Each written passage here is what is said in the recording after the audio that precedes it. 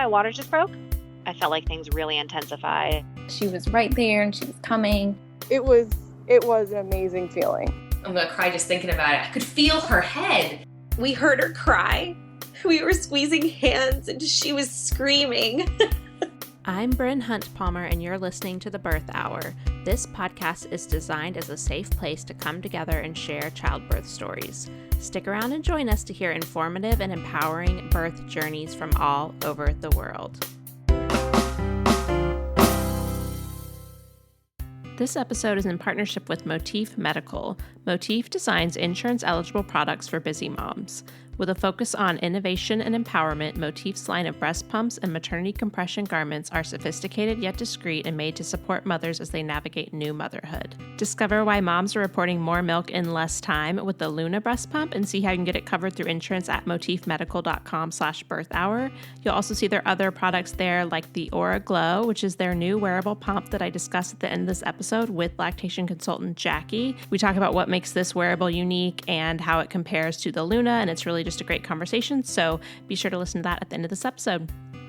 Before we get to today's birth story, I want to talk a little bit about our online childbirth course. It's called Know Your Options, and this is the course you've been looking for if you just have that gut feeling that you know you should be taking a childbirth course, but maybe the one that's being offered to you by your care provider is not exactly what you're looking for. It might be more catered towards the type of birth they want you to have versus making you informed of all your different options and how to address different things that happen in birth, because as this podcast has shown us, birth is very unpredictable. So we would love to have you check out our 12-module course. You can go to thebirthhour.com/course to see detailed outlines of what is included in the course. You will also get a bonus course called Beyond the First Latch that is an additional 6 modules all about pumping, feeding your baby, going back to paid work if that's part of your plan. And we have a special coupon code for you. It's 100OFF for $100 off enrollment. Again, that's thebirthhour.com/course. Another great way to support the Birth Hour and get more involved in the community is to join our Patreon. You can do this by going to patreon.com/birthhour, and you pledge $5 or more a month, and you get perks like access to our archived episodes. We have over 800 episodes in the archives now that are not available in the main podcast feed. You also get access to our private Facebook group, which is a great place to find support and community, as well as searching the archives there. There's been so many great discussions, and you can just pop a question into the search bar and you'll find some great answers to things that have already been asked. The last thing that we offer to our Patreon members is monthly Zoom calls, which is a really great, intimate way to connect with other Birth Hour listeners and me each month. Your support means so much to me. There's a few different ways to do it. You can do a gift membership, send that link to someone who needs a gift idea for you, or you can do an annual membership, which basically gets you like 2 months free. This support means so much to me and really, truly keeps the lights on here at the Birth Hour, because with more podcast networks emerging, it's becoming a little more challenging as an independent podcaster to keep things going. So our Patreon supporters are a huge part of that, and I'm really grateful to each and every one of you. So again, you can go to patreon.com/birthhour to get started with that. Today's birth story guest is Emmi, and she wanted to share her experience with getting pregnant as well as giving birth with vaginismus. So she talks about that as well as her unmedicated birth experience. Let's hear from Emmi. Hi, Emmi. Welcome to the Birth Hour. Thank you so much for coming on the podcast. Hi, Bryn. Thanks so much for having me. Of course. Before we get to your story, can you tell listeners a little bit about you and your family? Sure. So I live in Houston with my partner of almost 16 years and our 15-month-old daughter, Beatrix, and our rescue dog, Phoebe. Okay, and we're going to hear Beatrix's story today. So why don't you just start us off wherever you feel comfortable as far as getting pregnant, finding out you were pregnant. Yeah, I think, honestly, I started kind of thinking about getting pregnant probably sometime in 2020. I had known that I wanted to have kids for a while, but it was kind of a thing of figuring out when would be a good time for us. And just, I felt like I wanted to be as prepared as possible and like know everything there is to know, which is obviously not possible. But I just started to kind of do a lot of my own research about birth and things like that. So that kind of started in 2020. And then sometime in 2023, we started kind of officially trying. And I had previously been diagnosed with vaginismus, which is basically just a really tense pelvic floor. I broke my tailbone in college riding my bike to work every day in the summer. And I had previously gone to pelvic floor physical therapy for that. And they basically said that it was just some tension and the tailbone injury was likely kind of what had caused that to become so tense. So because of that, at times it could make sex uncomfortable or just the tension could be, just not very pleasant. So we had been trying for about 6 months and then weren't having any luck getting pregnant. And I had actually heard about a company called Mosey Baby. And basically it's like the turkey baster method. But they created a special little syringe. It was a couple who had also had unexplained infertility. And so they kind of went about trying to figure out how to solve that on their own after unsuccessful rounds of IVF and things like that. So we ended up purchasing one of the little kits, and it was a little syringe. And so we actually ended up using that method for about 5 months because it just was becoming, when we were tracking ovulation every month and just like the scheduling of it. And it just was not helping with the tension and the stress and kind of anxiety related to that. So we decided we would rather just, keep intimacy for actual intimacy and kind of keep this in a separate realm.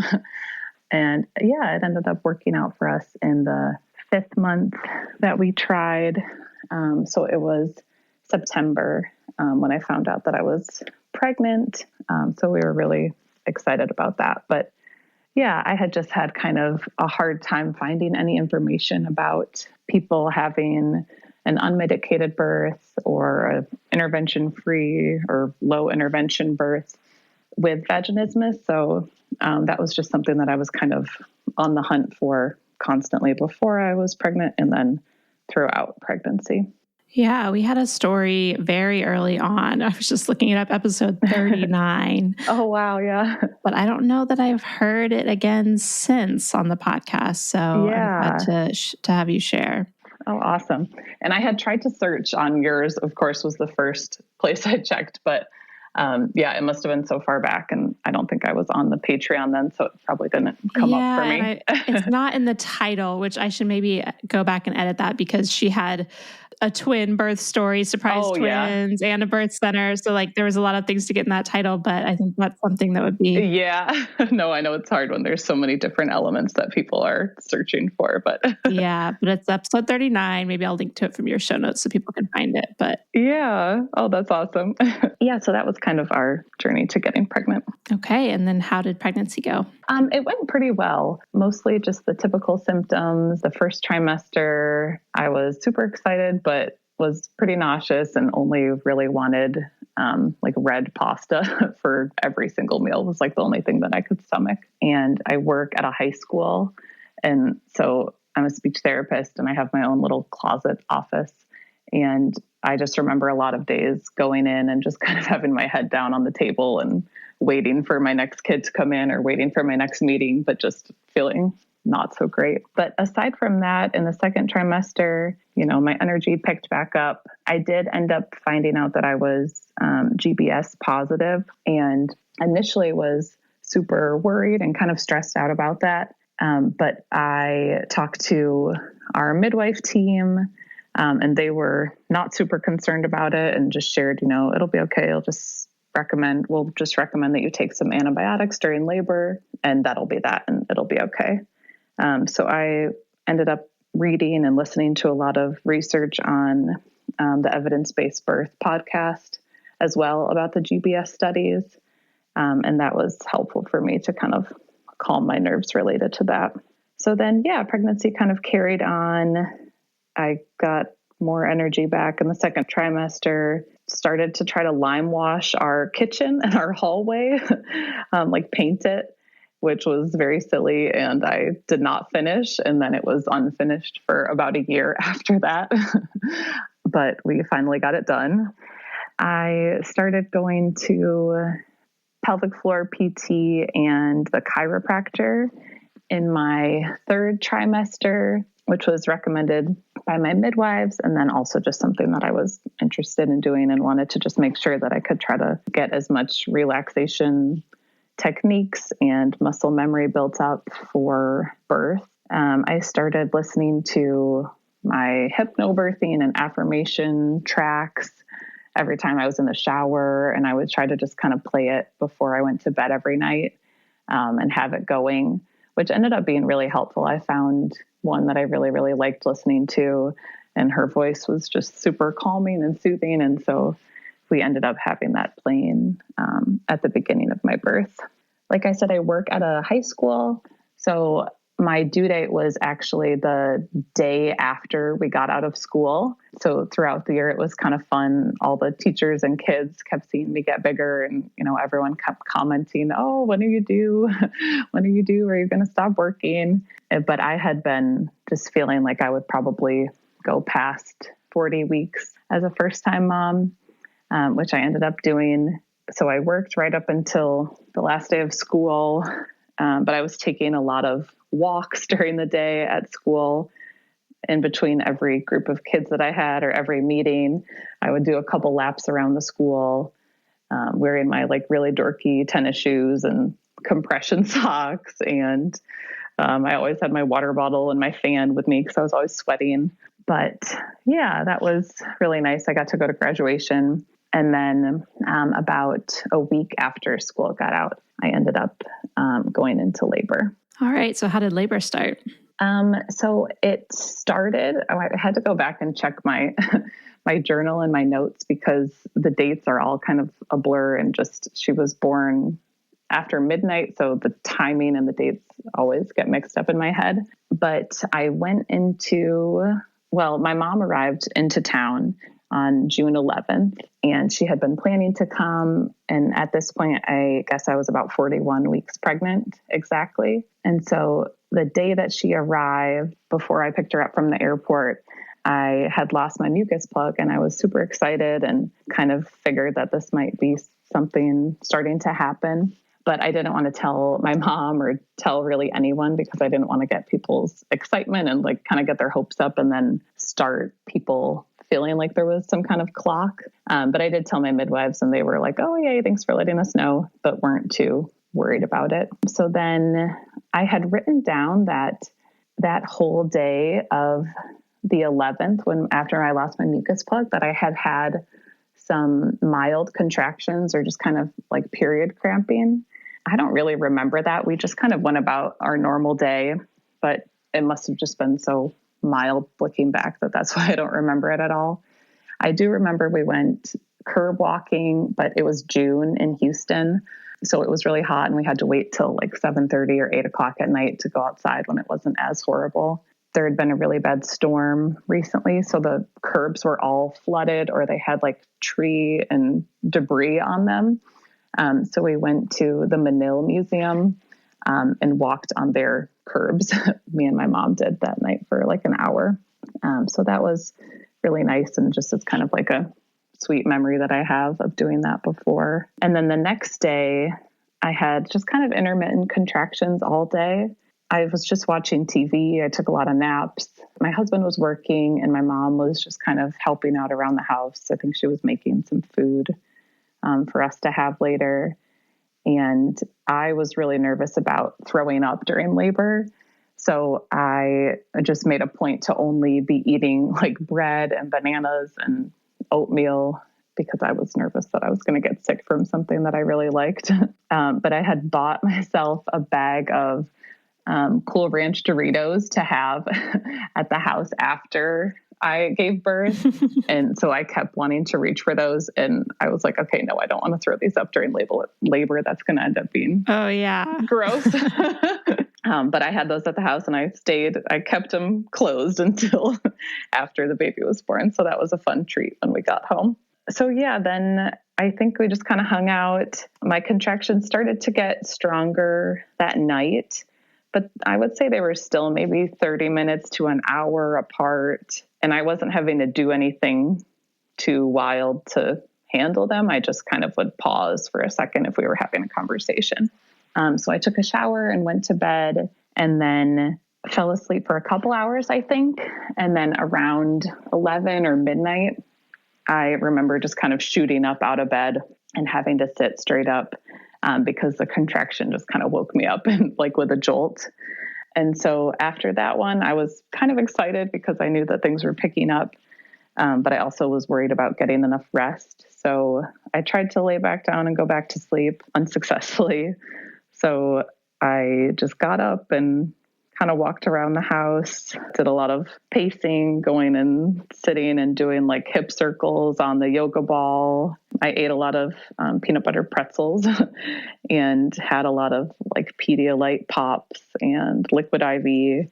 Because again, I was just there was like certain things that I had kind of just been nervous about, and I didn't want to be dehydrated or feel sick about anything. So that night I was just laboring and having those contractions on my own while my husband and my mom were asleep. And around 3 a.m, I woke my husband up and told him that I was going to call the midwives. So I did and kind of filled them in what was going on. But I was able to talk through the contractions, and I did have one, I think, while I was on the phone, but it wasn't, I guess, too intense sounding.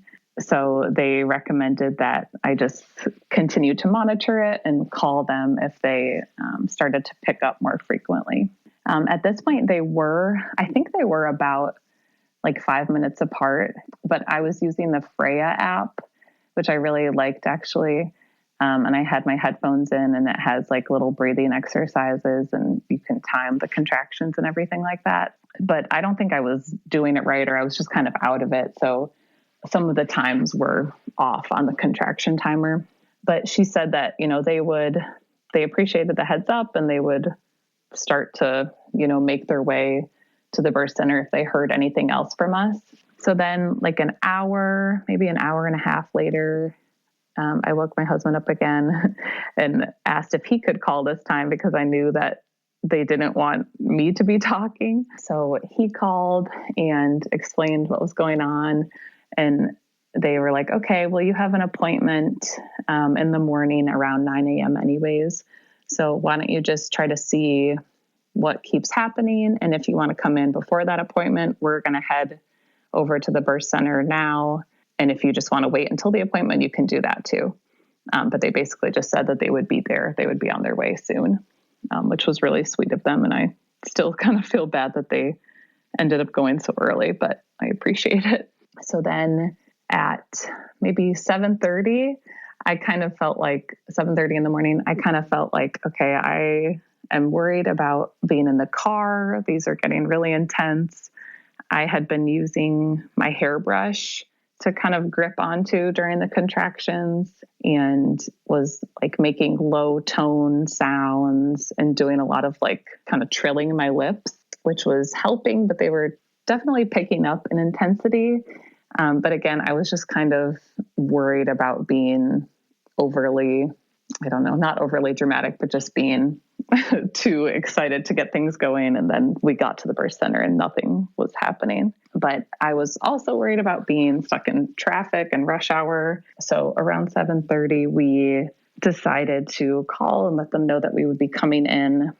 We kind of tiptoed out of the house, and my mom didn't even realize that we had left.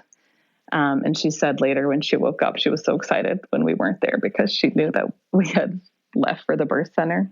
And then on the way to the birth center, it was like a 25-minute drive, and my contractions slowed down.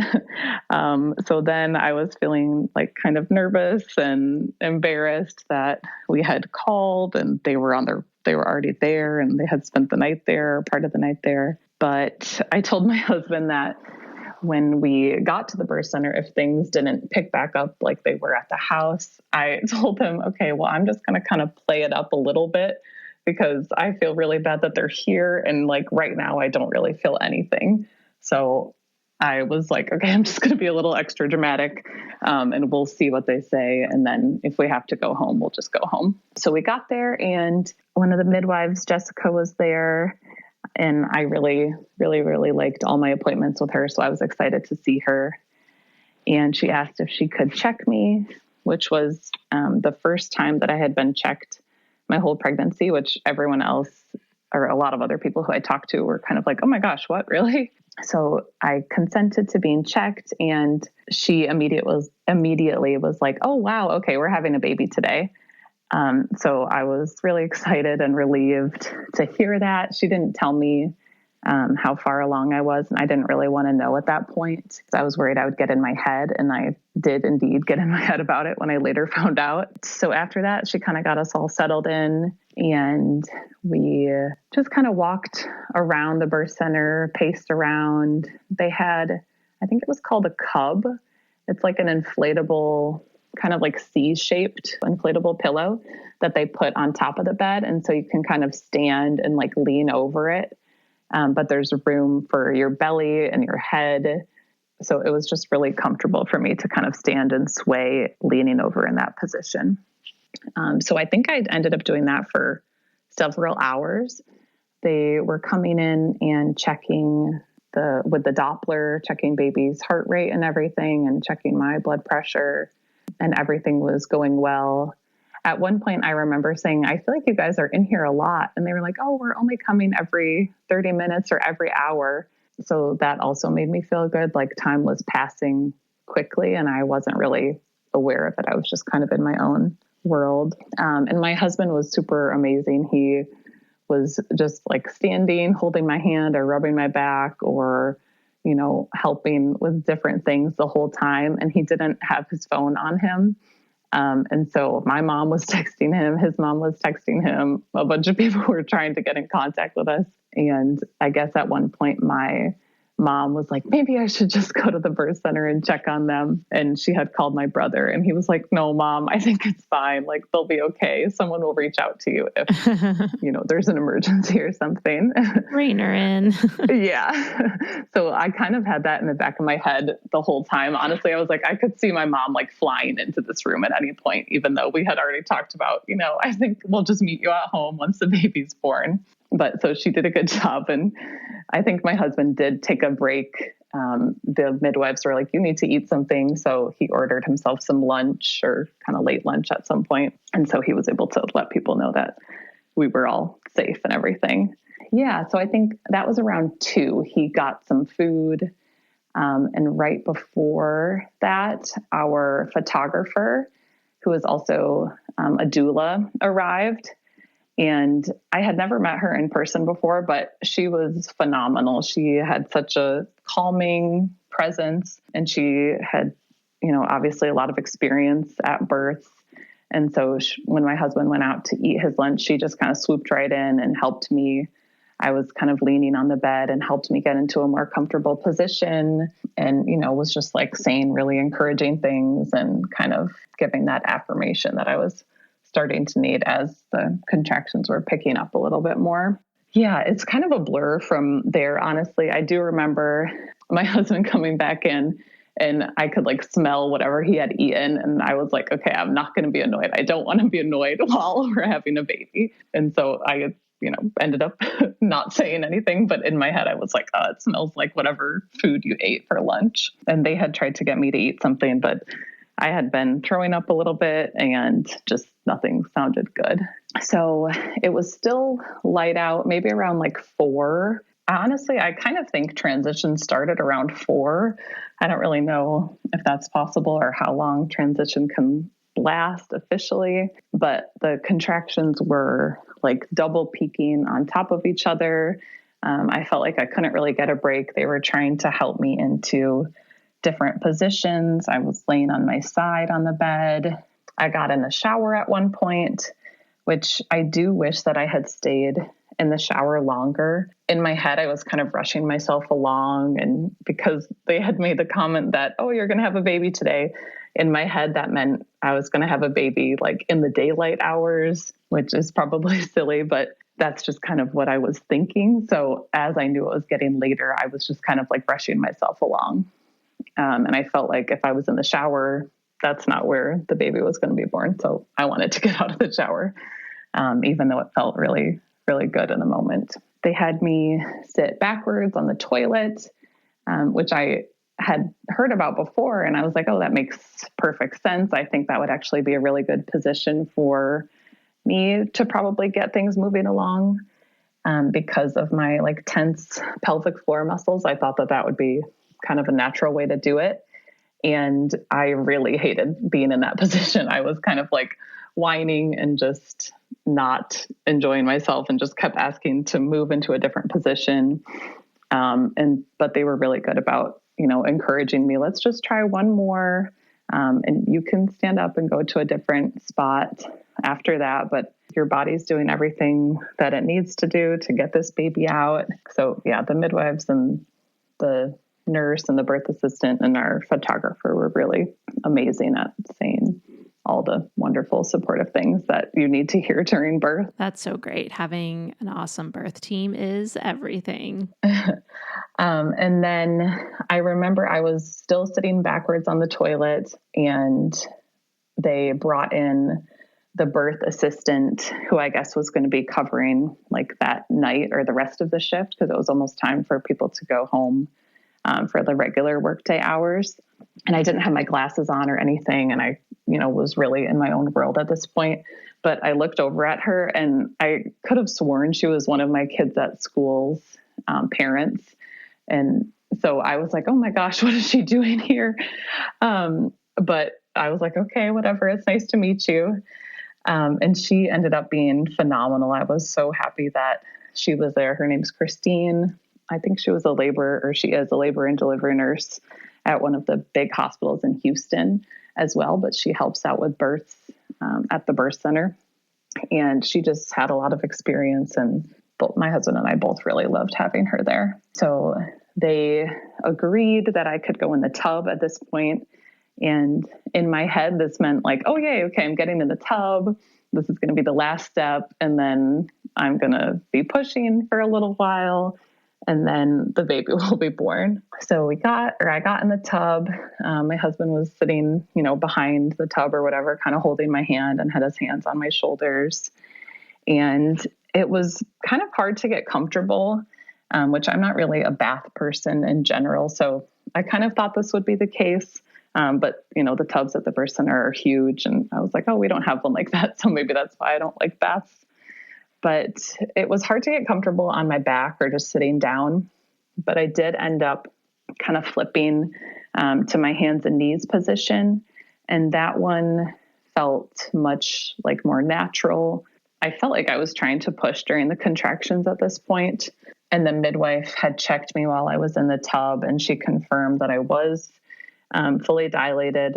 But I just felt like when I was pushing, it was like kind of felt like it was pushing up against a wall. Like it just felt like nothing was happening. And now looking back, I was definitely holding a lot of tension still, like in my butt and in my thighs and probably my whole entire body. And I had a really hard time kind of releasing that tension.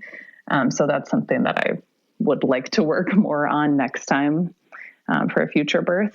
But I had heard a story, I think probably on your podcast, about someone who said that they had been pushing for a while, and then the midwife noticed that their bag of waters was kind of bulging, and was kind of the reason that the contractions or that the pushing nothing super big was happening during pushing. So I had asked the midwife if she could break my bag of waters in the tub. And she seemed a little hesitant, but I was pretty persistent, and she was like, okay, if that's what you want to do, that's fine. So she broke my bag of waters, and then there was like light meconium that, they saw after that. So the midwife and the birth assistant nurse kind of walked out into the hallway and had a little private conversation. I remember hearing them say that, but they also did a really good job of not sounding too concerned. So I didn't really pick up on any of that energy or anything.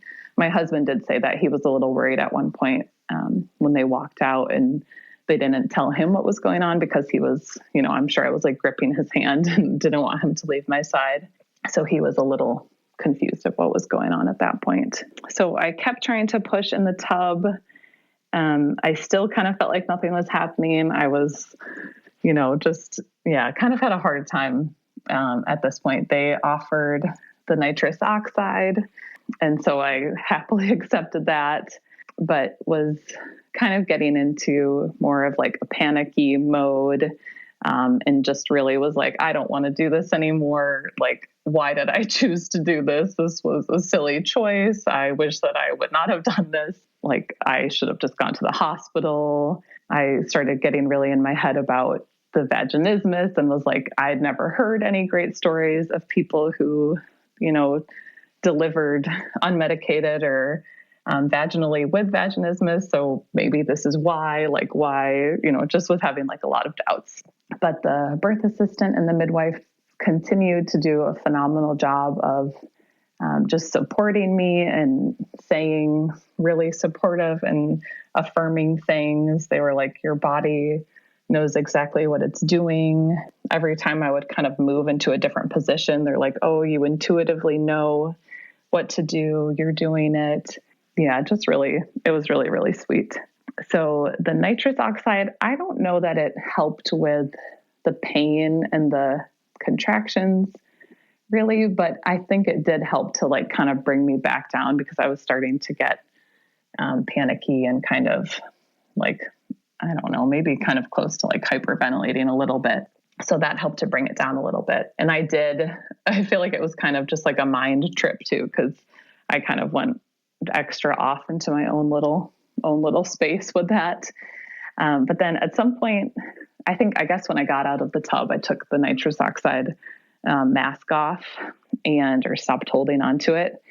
And they had me try some other positions to see if we could get things picking up. I think they were a little nervous about the meconium in the waters. So we tried the birth stool. My midwife, Jessica, tried to use her rebozo while I was standing up. So she kind of like put the rebozo material over my stomach and like stood on a stool behind me and kind of was like holding up my belly with the rebozo scarf. And then I would kind of like bear down and squat during a contraction or during a push contraction. But none of these positions were really making any progress. And I was super, super tired at this point. So I just started asking, can I just lay down? I just want to lay down.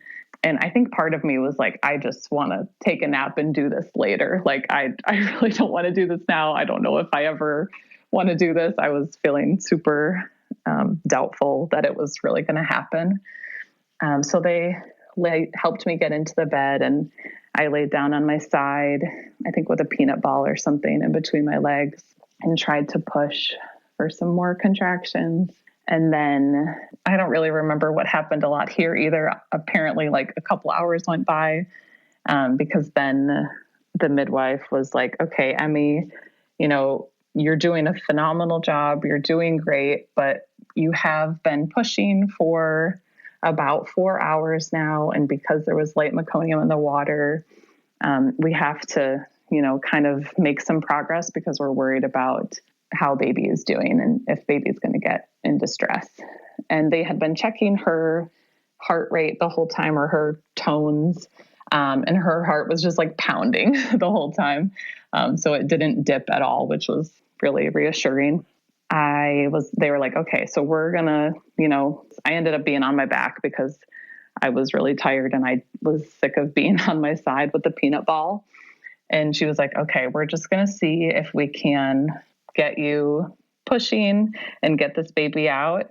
And if not, in the next 30 minutes, if we don't see significant progress, then we might have to recommend a transfer to the hospital, which at that point, I would have been more than happy to transfer to a hospital. The thing I was most worried about was riding in a car or riding in the ambulance, with so much pressure on my pelvis. But it ended up working out. I was on the bed, and they were kind of coaching me and encouraging me through the contractions. I ended up kind of dozing off in between some of the push contractions, which I had also heard about beforehand and was like, that seems like BS. I don't know how anyone could fall asleep at that point. But I think just, being so overtired and there's maybe a minute or 30 seconds in between each contraction, And there's like pictures of me just asleep in between. And then the next picture is like my face looks like crazed. So we pushed on the bed and she was like, okay, the midwife was like, okay, I see baby's head. Like you can reach down and feel it. And I was like, I don't want to feel it. I just want to get her out. Like I just want to be done. And she's like, okay, you can do it. You can do it. And there was several times that I was pushing and she was like, okay, I'm trying to figure out like what's going on here, but it seems like nothing is happening. Like it's like stuck. So she recommended that she cut a small episiotomy. And as soon as she said that, my heart just kind of dropped and I was really nervous and just worried about the pain and the recovery. And I knew that my pelvic floor was just so tense and not giving any way at all. She had been like kind of using gloves and some lube and was trying to kind of manually assist and apply support and pressure as much as she could. And she was like, I don't recommend this just to recommend it. I really think that this is going to be the way that you're able to have this baby here. If not, we're not making enough progress. And we are concerned. So if this didn't work, then we probably would have to transfer to the hospital. So I agreed to the episiotomy, even though I was super nervous and I knew that it was potentially going to cause more weakness and kind of chaos with my pelvic floor. I was nervous about the recovery from that and everything. But she did the episiotomy on my next contraction. And I had asked, are you going to numb it or something? And she was like, at this point, I don't think you're going to feel anything. And I didn't feel much. I definitely felt a little bit though, but you could hear, like everyone in the room could hear the snap when she made the cut. Like it was that whatever muscle or whatever part she made the little snip on made like an audible sound when she cut it. And then after that, baby's head popped right out. And she was like, okay, you got it. Just one more push. And so I pushed again. And then her whole little body kind of tumbled right out. She had her umbilical cord kind of wrapped around, I think they called it a backpack cord, wrapped around her shoulder. And they lifted her up and gave her right to me. In all the pictures, kind of looking back on it, I just look so stunned. And I think I was kind of in like disassociating a little bit, honestly. I had always imagined that I would be like sobbing and smiling and so happy, but I was just really kind of stunned by everything that had happened. And so it just kind of took me a little bit to catch my breath. And they were like, okay, talk to your baby, say her name. 'Cause she didn't cry right away. And I think they were kind of cautious about the meconium. So they had suctioned her while she was on my chest and then kind of we were rubbing her back to try to get her to make a little peep or cry a little bit. But she really didn't end up crying until like an hour later when they put her on the scale to check her weight. But yeah, she had her arms out and, they said she got high EPGAR scores, even though she wasn't crying. So yeah, that was her journey to being born. Amazing. I love the little backpack cord. I haven't heard that before. That's cute. It was so cute. And there's like several pictures of her like coming out all, bloody and covered in poop. And she has her little cord around her back. A little intense entry to the world, but yes, yeah. And as soon as they put her on my chest, she like pooped again everywhere. So there was just like poop and blood, and it was all over my face and like my whole self and herself. It was very funny. Oh. And before I had started, or I guess before I had gone too deep into labor, I had asked them if I could have like an injection of Pitocin right after delivery because my mom had hemorrhaged with me and my brother.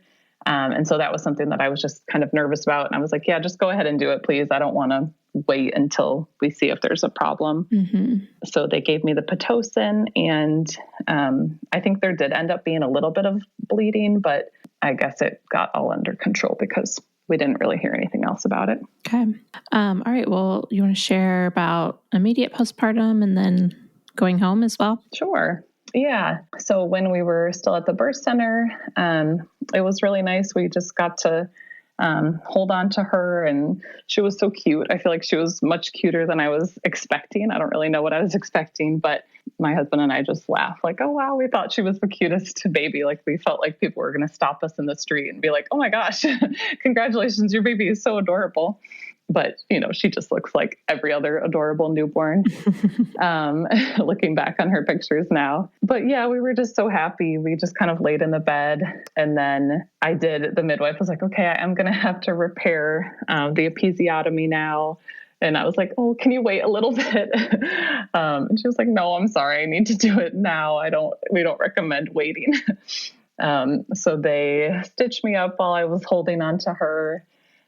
Just laying in the bed. And I think one of the pictures that I had sent in was me getting stitched up. And it just always makes me laugh looking back on it, because I'm just kind of like pouting and look so sad, even though I have my new baby on my chest, because it definitely hurt to get, she did put the lidocaine and everything on when she was doing the stitches, but everything was just so tender and raw, and it just was not a great feeling. But then, yeah, they helped me get up and go to the bathroom.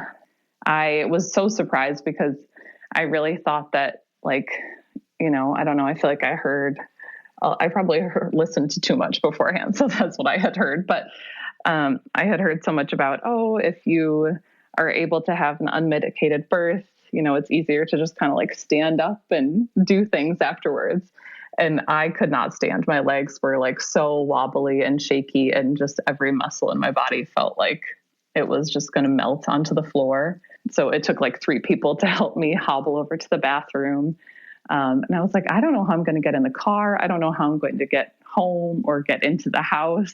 But my husband was great, and he helped me. And when we got back to our house, my mom was able to help me kind of hobble inside.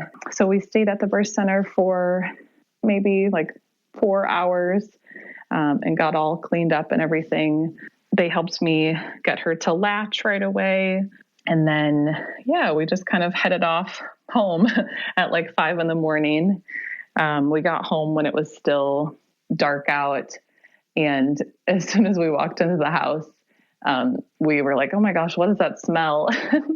Turned around the corner, and our dog had like pooped all over on the carpet, which she never does. And oh my gosh, my mom was like, oh my gosh, I'm so sorry. She had been whining, but I didn't know if I should let her out.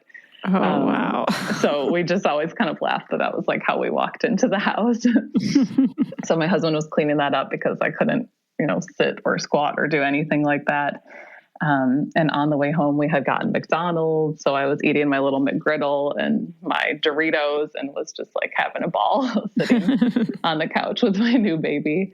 And my mom was there, and she was like, oh my gosh, can I pick her up? And was so happy to meet her. Yeah. So that's kind of just when we got home. And then I feel like, we had a relatively smooth, breastfeeding journey. The first week, though, was definitely really tough, and just kind of a lot of like expectations that I had set on myself, or things that I wanted to do or didn't want to do.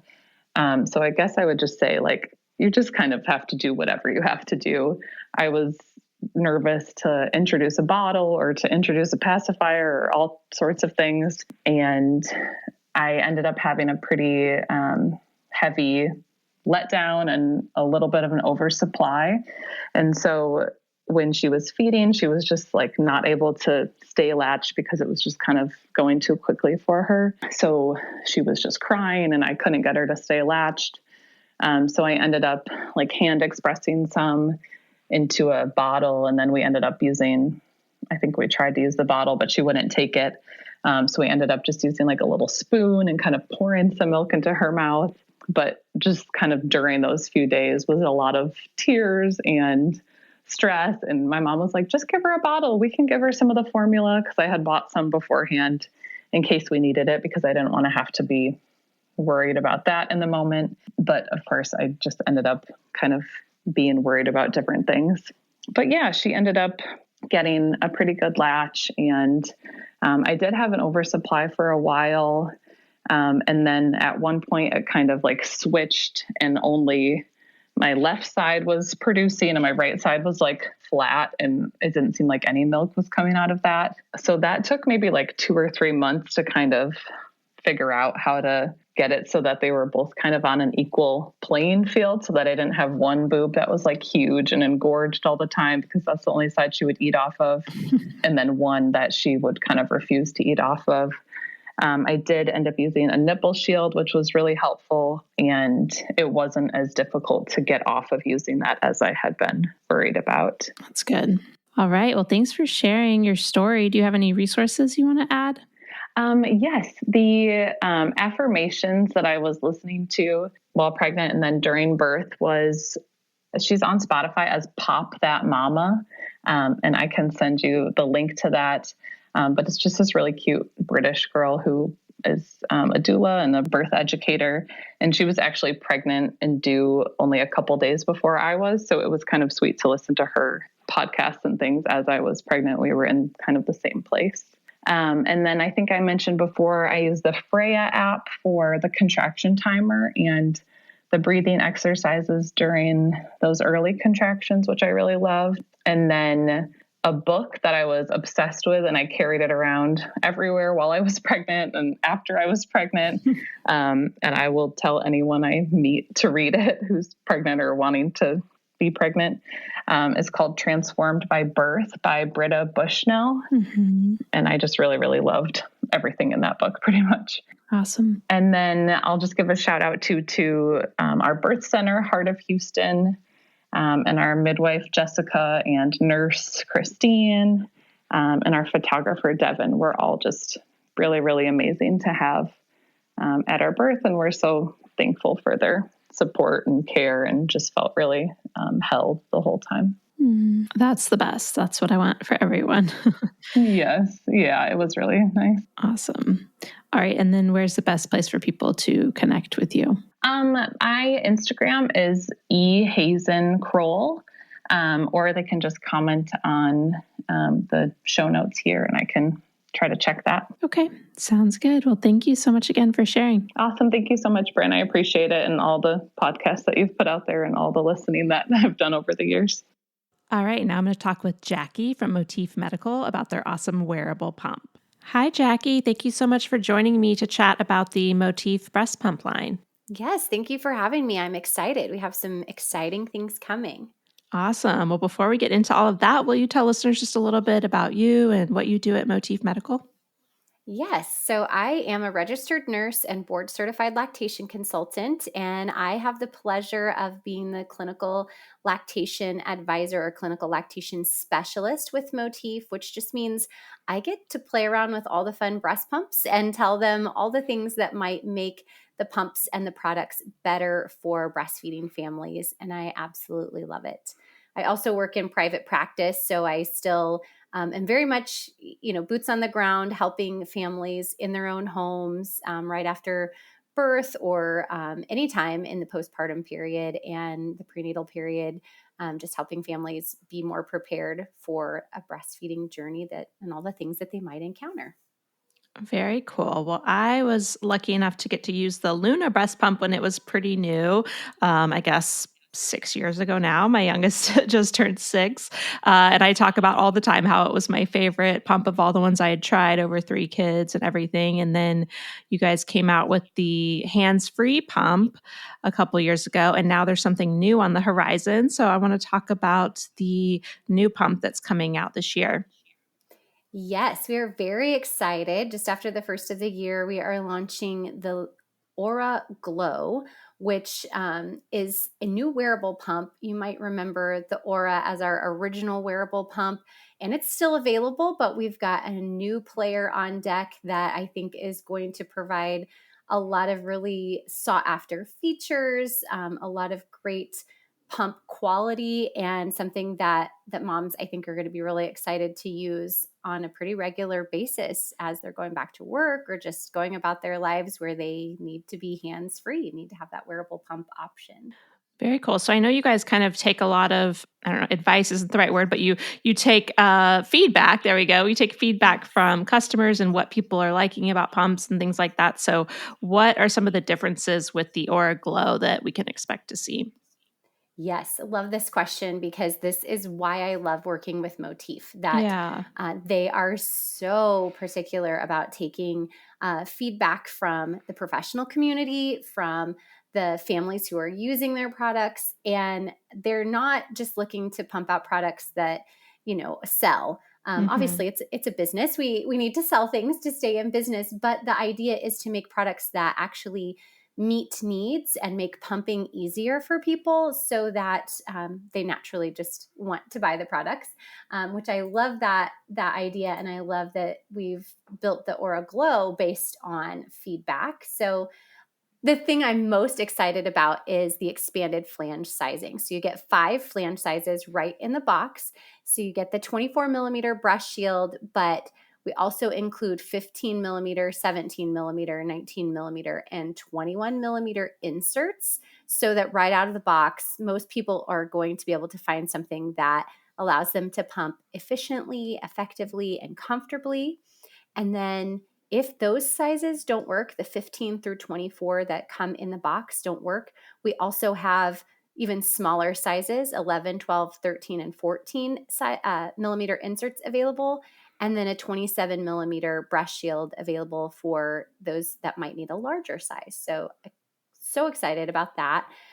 The other things that I think set this pump apart, it's a powerful wearable. So the suction is 260 to 280 mmHg. So that's millimeters of mercury. That's how we measure that suction pressure. And that puts it on par with the suction of pumps like Luna. It's still a wearable, still something that we're going to classify as a secondary pump that we would use to complement the Luna, but it's powerful.